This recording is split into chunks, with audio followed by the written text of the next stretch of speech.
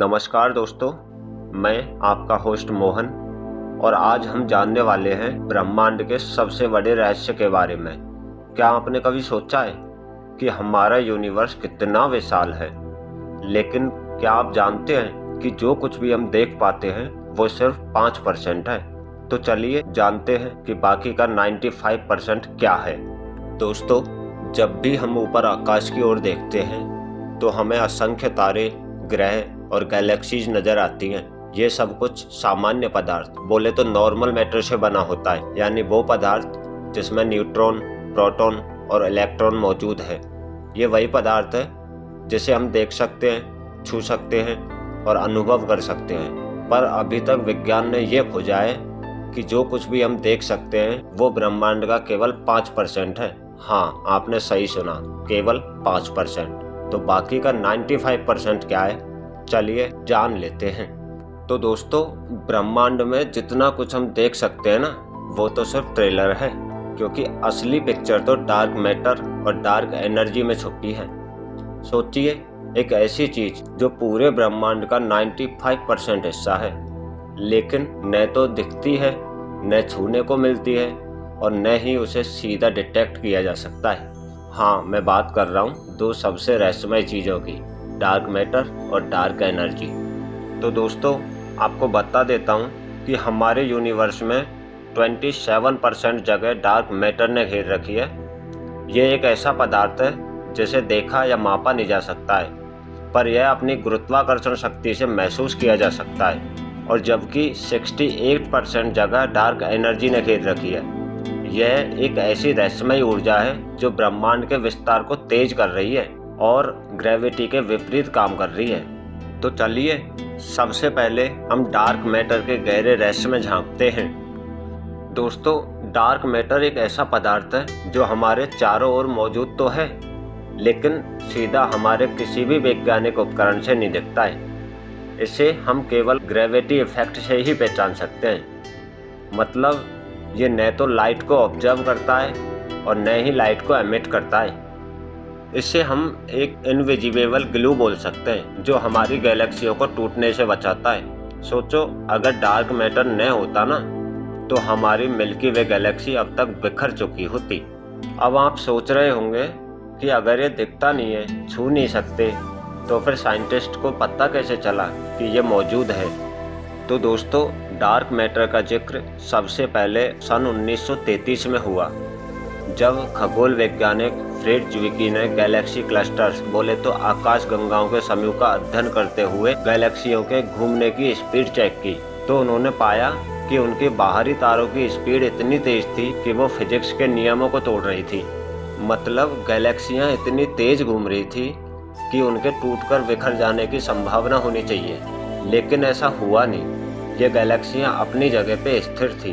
तो ज्विकी ने ये निष्कर्ष निकाला कि यहाँ पे कोई ऐसा अदृश्य पदार्थ है, बोले तो डार्क मैटर है, जो गैलेक्सियों को गुरुत्वाकर्षण शक्ति के माध्यम से एक साथ बांधे हुए है।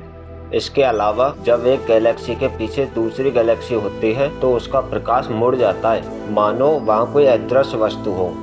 यह प्रभाव भी डार्क मैटर की मौजूदगी को दर्शाता है। और ब्रह्मांड की सबसे पुरानी रोशनी, बोले तो बिग बैंग के बाद बनी माइक्रोवेव रेडिएशन, उसमें भी डार्क मैटर के प्रभाव देखे गए हैं। इसके अलावा गैलेक्सी क्लस्टर्स, बोले तो आकाश गंगाओं के समूह को आपस में जोड़कर रखने के लिए जितनी मास की जरूरत होती है, उतना विजिबल मैटर नहीं होता। इसका मतलब है कि वहाँ कोई अदृश्य पदार्थ जरूर मौजूद है, बोले तो डार्क मैटर मौजूद है। चलिए अब सवाल आता है कि डार्क मैटर किससे बना है। तो भाई साहब, अब तक कोई नहीं जानता कि डार्क मैटर असल में किससे बना है, लेकिन वैज्ञानिक अंकल के पास कुछ संभावित सिद्धांत हैं, जैसे वीकली इंटरैक्टिंग मैसिव पार्टिकल्स।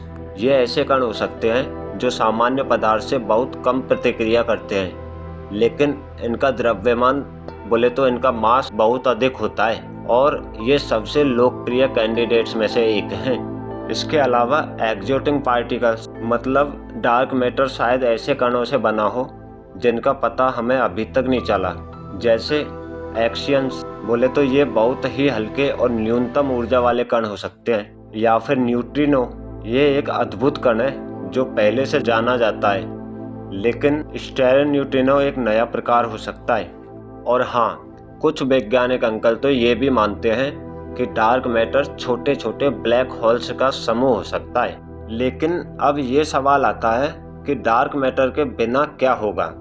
तो आपको बता देता हूँ कि हमारी गैलेक्सियाँ इतनी तेज घूम रही हैं कि बिना डार्क मैटर के वे बिखर जाएंगी और हमारे ब्रह्मांड का विकास और संरचना पूरी तरह से बदल जाएगी।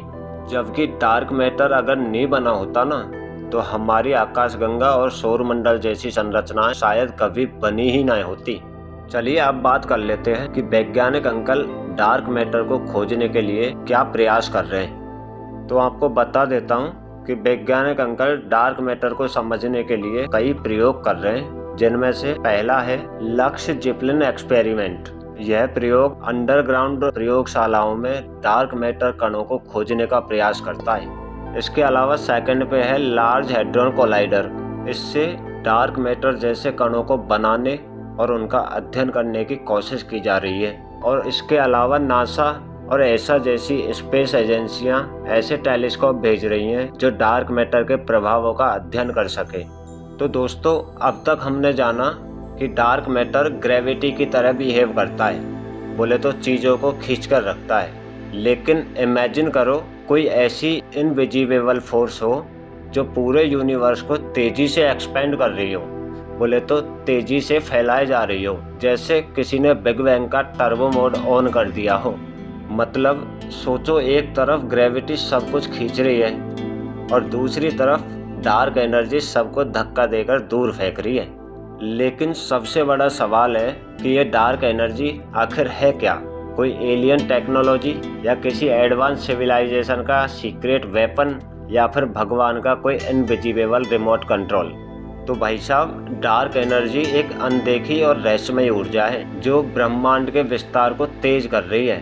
हम जानते हैं कि ब्रह्मांड बिग बैंग के बाद फैल रहा है, लेकिन 1998 में वैज्ञानिकों ने पाया कि ये फैलाव धीमा होने के बजाय तेज होता जा रहा है। बोले तो इसका मतलब कि कोई अज्ञात शक्ति है जो ग्रेविटी के प्रभाव को मात दे रही है और ब्रह्मांड को धकेल रही है, और इसी शक्ति को ही डार्क एनर्जी कहा जाता है। चलिए अब बात कर लेते हैं कि डार्क एनर्जी काम कैसे करती है। तो आपको बता देता हूँ कि वैज्ञानिक अंकल के पास डार्क एनर्जी के लिए मुख्य रूप से दो प्रमुख सिद्धांत हैं, जिनमें पहला है कॉस्मोलॉजिकल कांस्टेंट, बोले तो आइंस्टाइन अंकल की थ्योरी।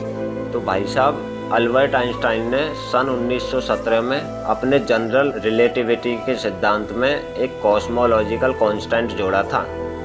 उनका मानना था कि अंतरिक्ष खुद एक ऊर्जा रखता है जो उसे फैलाने के लिए मजबूर करती है।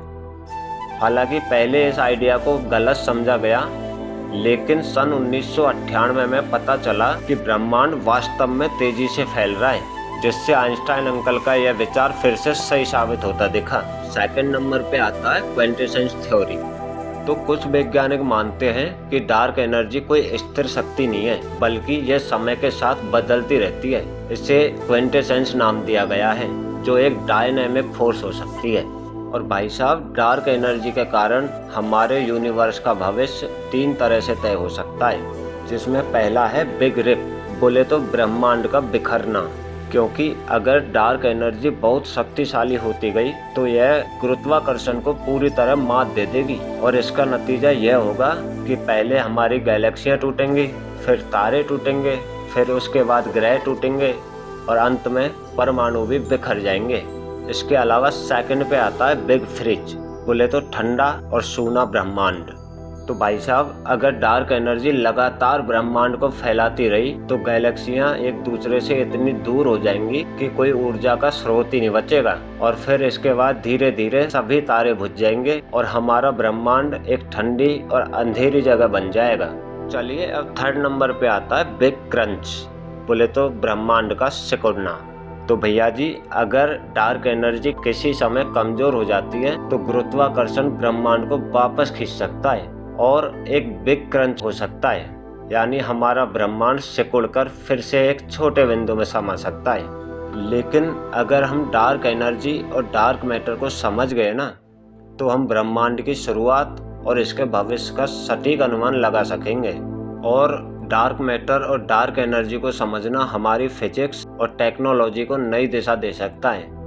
उदाहरण के लिए अगर हम डार्क मैटर के कण पकड़ पाएं तो यह हमारी ऊर्जा संसाधनों को बदल सकता है। चलिए अब बात करते हैं कि अगर हम डार्क मैटर और डार्क एनर्जी को समझ लें तो क्या होगा। तो भाई साहब, इससे हम अन्य प्लैनेट्स और कॉलोनीज बनाने में सक्षम होंगे। इसके अलावा टाइम और स्पेस को म्यूनिपुलेट करने की संभावना बनेगी और हम अरबों लाइट ईयर दूर हर गैलेक्सी में यात्रा कर पाएंगे। तो भाई साहब, भले ही हम इन्हें पूरी तरह से नहीं समझ पाए हों, लेकिन इनके इफेक्ट्स रियल हैं। और अगर हम एक दिन डार्क एनर्जी को कंट्रोल करना सीख गए ना, तो शायद हम भी लाइट स्पीड से ट्रैवल कर सकेंगे और दूसरे गैलेक्सीज एक्सप्लोर कर सकेंगे।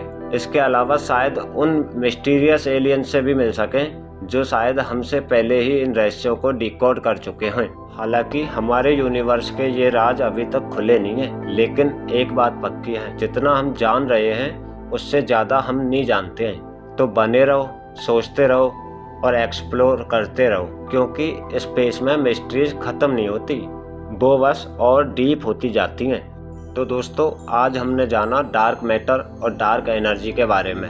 हमने देखा कि कैसे ये दोनों चीज़ें हमारे पूरे यूनिवर्स को कंट्रोल कर रही हैं। एक ग्रेविटी बनाकर सबको जोड़े रखता है, तो दूसरा पूरे यूनिवर्स को धक्का देकर तेज़ी से फैला रहा है। लेकिन असली सवाल ये है कि अगर हमें आज तक डार्क मैटर और डार्क एनर्जी नहीं दिखे हैं, तो क्या ये सच में भी हैं या फिर साइंस के नाम पर हम किसी बड़े प्रैंक का हिस्सा बन चुके हैं। तो दोस्तों, आपको क्या लगता है, क्या हम डार्क मैटर और डार्क एनर्जी का रहस्य कभी सुलझा पाएंगे या यह हमेशा एक अनसुलझी पहेली बनी रहेगी? अपने विचार नीचे कमेंट में ज़रूर बताइए और अगर आपको यह वीडियो पसंद आई हो तो इसे लाइक कर दें और शेयर करें और चैनल को सब्सक्राइब करना न भूलें। मिलते हैं अगली और रोमांचक खोज में। आप सभी का धन्यवाद। जय हिंद।